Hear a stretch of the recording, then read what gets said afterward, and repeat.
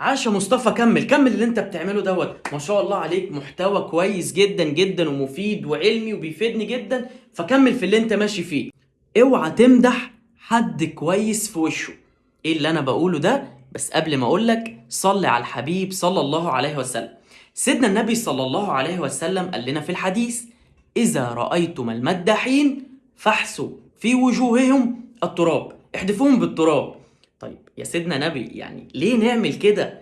يعني ليه نعمل حاجة زي كده؟ ده لما بمدح حد، الكلمة الطيبة صدقة. ليه ما امدحش حد في وشه؟ عشان لو قعدت تمدح الناس في وشها هتتغر بنفسها، وده طريق الهلاك. فبلاش انك تمدح حد في وشه، امدحه مع حد تاني ومن بعيد شجعه يعني. بس بلاش انك تمدح حد في وشه، لان الانسان لو اختار هلك، لو اختار بنفسه هلك. فيا رب اكون فدتك وتفيد غيرك.